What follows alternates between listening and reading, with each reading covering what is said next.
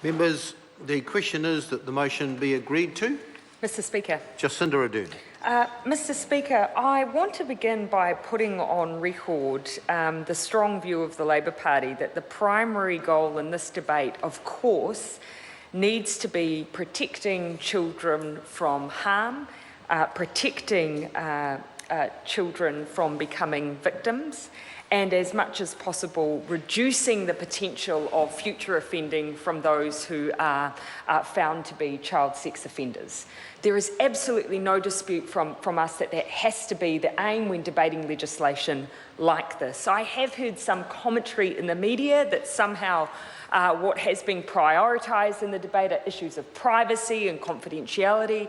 The primary driver for us has always been protecting children. Now, that has to mean making sure that we make the most of the evidence and research that is available to us around what works best when it comes to protecting children. And sometimes that research might tell us something that will seem counter to our intuition. But that doesn't mean we have the luxury of ignoring it. And I want to go into a bit more detail on that, because essentially what the Minister presented to us with this bill is set out in the purpose clause. What she was trying to achieve were admirable but broad aims. The purpose clause reads, the purpose of this Act was to establish a child sex offender register that will reduce sexual reoffending against child victims and the risk posed by serious child sex offenders. Those are absolutely the aims that we should have. But the question we need to ask is how best you achieve that when what you're simply doing with a register like this is ensuring you keep up-to-date names and addresses that are shared between government departments. Now, we're not arguing that that's something that shouldn't happen. In fact, most people would probably think it already does. That keeping names and addresses and up-to-date information, but just within government agencies, is useful information, for instance, to make sure that they are complying with their parole requirements, that they're following conditions as are not located close to schools and areas which would inhibit their rehabilitation and potentially put children at risk. That is useful information. We need that information. No one is denying that. But does it reduce sexual reoffending against children? For us, the add-on that has always been most important is the kind of rehabilitation and community-focused work that happens around the offender upon release, because not every child sex offender receives a charge that allows them to be kept in prison for life. Let's be honest. There are some where we absolutely need to do a proper risk assessment to know for sure, is this someone that should even be released? But after that point, there will be those where there is a view that they can be reintegrated if they are monitored correctly and if they have access to programs that are proven to work. A database on its own does not achieve that. So our contention in this debate has been, what are we doing beyond the database? What are we doing beyond the register? Now, I want to speak to that using the evidence that was provided to us at Select Committee. In particular, the submission that came to us by Ms. Gwenda Willis. She's a registered clinical psychologist and a senior lecturer at Auckland University. She was awarded the prestigious Rutherford Discovery Fellowship for her work on what stops convicted sex offenders from reoffending. If we're going to listen to anyone, it should be this individual. Now, her first point to us was how important it is that we take into account individual differences in risk for sexual reoffending. Now, we have tools available to us in New Zealand, they're used in New Zealand, that can reasonably successfully analyse the risk of reoffending for different offenders. What this bill did, however, was just carte blanche use conviction and put anyone within particular categories of conviction onto the register. Look, it's one way of doing things, but the argument that was being made here by Ms. Willis was we actually have much more accurate tools, and those tools can also tell us who we need to target the most.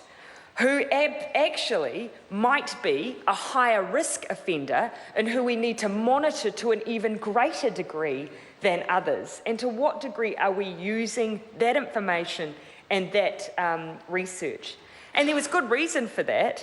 Even the New Zealand police vouched that, quote, the register would be supported by an offender risk management framework that targets resources to where the risk of reoffending is greatest. So it would have made sense if we integrated that risk assessment into the register system as well, but we didn't do that. So that's perhaps a missed opportunity, because remembering the register that this bill establishes costs $146 million. This is not a cheap exercise. That is money that we forego out of the corrections budget, and it's money that potentially we are foregoing out of rehabilitation, which is something that we absolutely were very keen to make sure that we placed greater emphasis on. And why is that? Why would we be so keen to focus on something that people will, no doubt, say that's airy-fairy, it doesn't protect people, it doesn't prevent people from harm? Well, actually, the reality of this, it's not great politics, but the reality of this is that it does far more than registers do. Here's the research and evidence. The largest and most, circle of support and accountability, an example of an alternate measure for reducing sexual reoffending that has produced much more promising results. Research has demonstrated that this program is associated with reductions in sexual reoffending exceeding 70%. That is higher than any of the rehabilitative programs in prison, and a much better result than we ever achieve behind the prison gate. So it proves that actually there is work that we should be investing in that will make a difference. In STOP submission, they outlined this also. They stated that community-based sex offender interventions have a key role in contributing to the management and risk of offenders required to notify. Research has consistently found that contemporary cognitive behavioural treatment is associated with statistically significant reductions in recidivism. So we can reduce recidivism. And in fact, found a reoffending rate of only 3.2% on 534 treated sexual offenders. A reoffending rate of 3.2%. You will not get reoffending rates reduced to that extent almost anywhere else. But if we make sure we invest in programs that we know work, we can reduce harm, we can prevent risk. These, again, I want to reiterate, are for those that haven't got, for instance, preventive detention, the ability to keep them behind the prison gate. The other point that I want to make, because, Mr. Chair, this came up a lot, was should this be a public register or should this be a register only for government departments?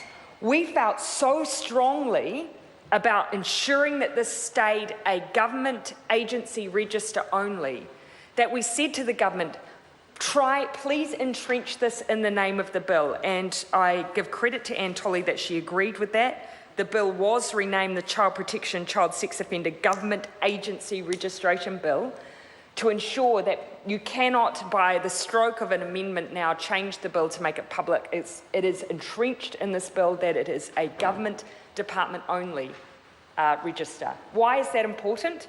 Because evidence shows that you can get a nominal reduction in harm through a government register that is only for agencies, a small reduction in harm. The moment you make it public, you increase risk. All of the evidence that has been undertaken overseas where they have created publicly available registers have increased the likelihood of children being harmed and sexual offenders re-offending. Derek, it is not rubbish. I could quote to you the number of, I could quote you, go right ahead, but our eminent researcher in reducing sexual offending presented evidence to the Select Committee that said it increases harm. It might be good politics from some members of this House to play into the idea that simply giving this information will make everybody safe, but we have a responsibility in this House to not play politics with children's safety. And we know from what has been presented to us that making it public would put kids at risk. So, Mr. Speaker, that is why ultimately we have supported this bill, but we want to make sure that we do more, much more, to protect children.